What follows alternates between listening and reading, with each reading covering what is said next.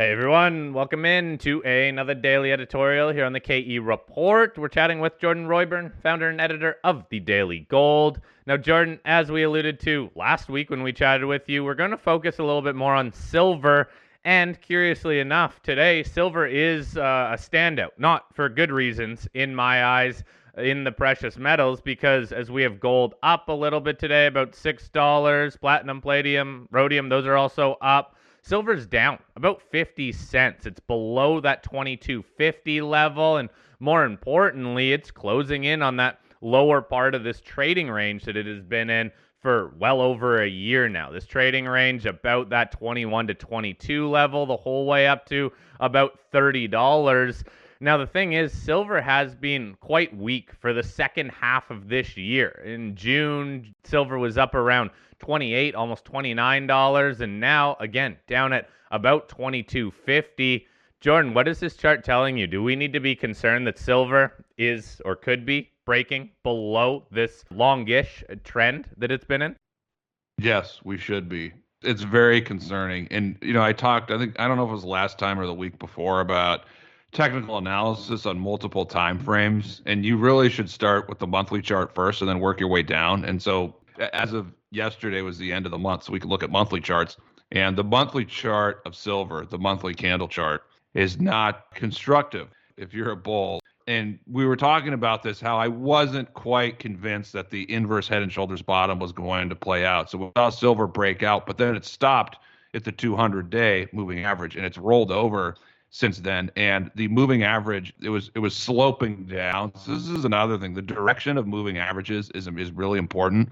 So silver rallied up to and failed at a moving average that is sloping to the downside. And if you look at, I was going to say the weekly, but especially the monthly chart, like that looks like silver could go to 18 or 19. I'm not predicting that's going to happen. It's just if you look at the chart and you look at, big picture technicals, that's definitely a possibility at this point. And, what concerns me about silver, and this is something that, I can't recall if we've talked about this in the last week or two, but I've been writing about it a little bit more in my updates. And I think towards the end of November, I mentioned if you're looking at the sentiment in bonds, the Merrill Lynch Fund Manager Survey, which is a survey of global fund managers and lots of money, and it comes out every month.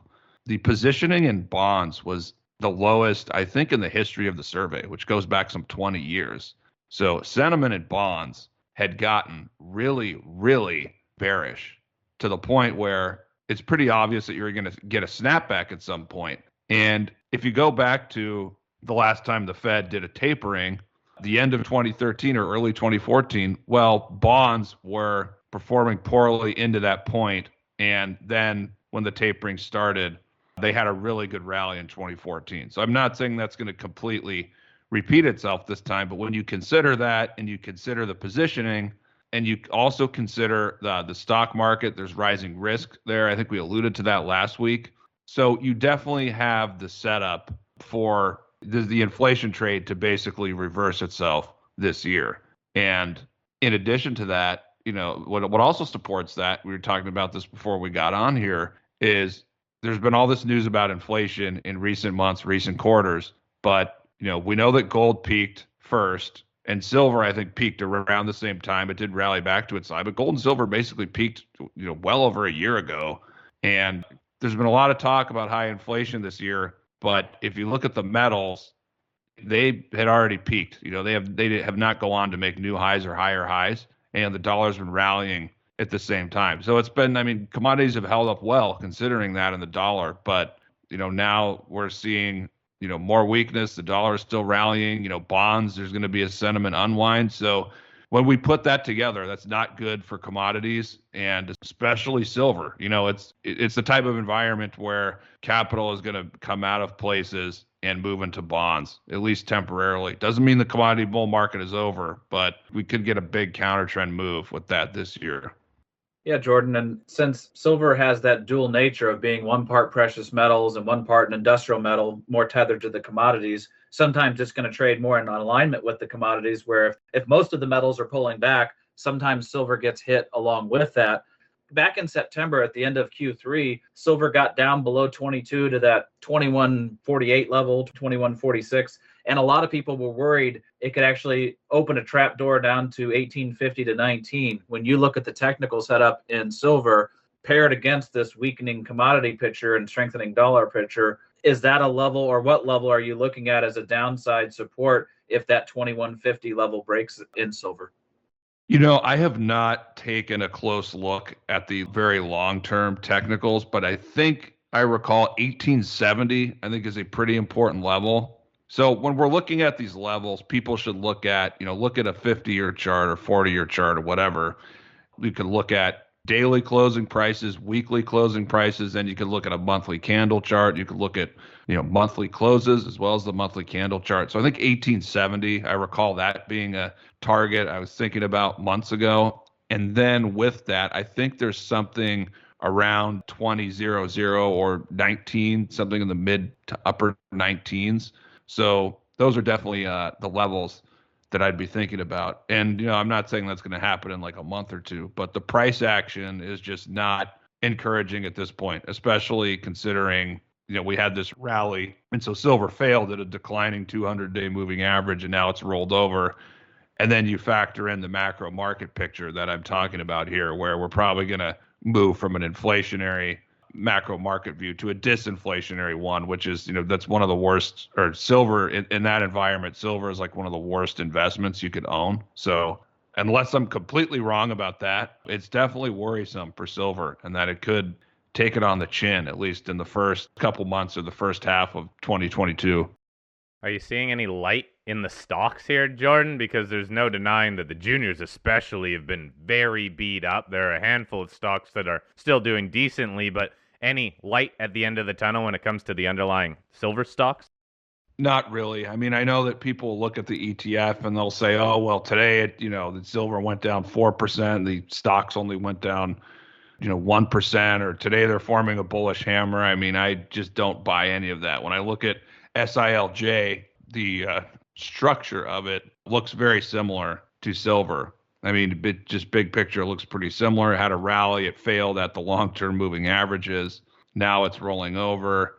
If we look at pulling up SIL, it's a little bit stronger than SILJ, but it looks similar. So yeah, I know that they'll look at something that happens for a day or two and they point out something positive, but that's only for a day or two. You really have to focus on the big picture. And so the big picture is not good for silver. And like, I'm sorry, if silver's going to 18 or 19, I mean, SIL or SILJ, they're going to go down. They're going to go lower in that environment. They're not going to bifurcate if silver goes from 22 to 18 or 19. I mean, junior silver stocks are really going to get hit in that environment. Maybe they don't get hit as much as you'd expect, but they're going to get hit and trade lower. Like, this is not the time to be in silver stocks. And I've only owned a couple for a really long time. I'm not taking a victory lap or anything, because it is surprising to me to see the outlook turn really negative again, at least for the next couple months. But, you got to be careful with silver and silver stocks, because when they're not moving up, there's a lot of risk there. And yeah, I mean, that's my views on that. I'd be careful. I've been getting too many emails from people every week about asking about silver stocks. Why don't you own silver stocks? What silver stocks do I need to own? And people are thinking it was going to go to 100 in a year or two. And it just seems like silver investors, I mean, the bulls have not been flushed out based on that anecdotal evidence, which can be tricky. But thinking about that, thinking about the macro market picture, thinking about the charts, it's not good. I mean, you don't want to get into silver too early. I mean, at some point, it's going to make a huge move higher and get back to 50, but it doesn't look like the start of that move is going to be happening anytime soon. Well, Jordan, I know that you agree with this, but when you hear anybody saying that silver is going to $200 or $300 an ounce, you need to stay away from them, because we've heard it for a decade. And quite frankly, look, it's nice to hear, especially when you're a silver investor, but that is kind of a tough investable trend right now. I guess unless you have the longest time frame possible, then maybe that will be right.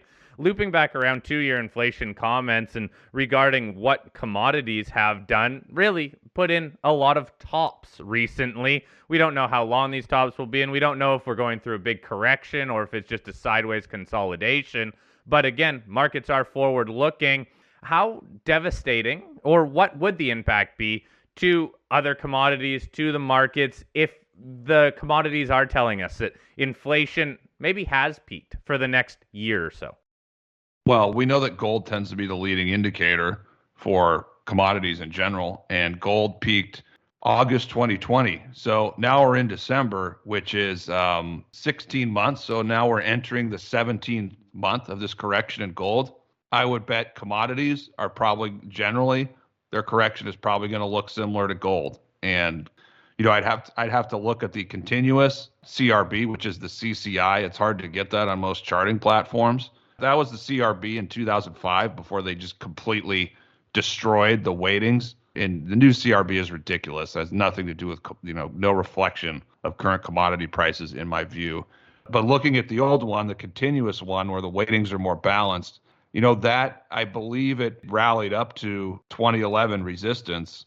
If you look at a monthly chart of that or a monthly chart of copper, or some of these other commodity groups, they rallied up to their 28 or 2011 highs. And we're talking about some major long-term charts where they could consolidate, pull back, correct, just, digest the recent gains. I mean, they could do nothing for a year or 18 months and just trade back and forth here as the, macro market shifts away from inflation, temporarily in a long-term sense. So that's, my expectation for commodities. And one thing we have to remember is if you look at inflation in the 1940s and 1960s and 1970s, it's very volatile. It's very erratic. You can have, a year or two where inflation really pops, it's at 6 or 7%. And then the next year it comes all the way back to 2 or 3%. And it sits there for another year. And then it spikes to 5% and spikes to 8%. The inflation is very volatile. It's not like, when inflation is in a bull market and commodities are in a bull market, it's not like the stock market where it's relatively pleasant. It just bumps higher from year to year and has, the action is relatively smooth. So the fact that commodities are likely to correct, consolidate, be dead money for a year, whatever you want to call it, that doesn't change the bird's eye view that the larger trend, the secular trend has turned higher.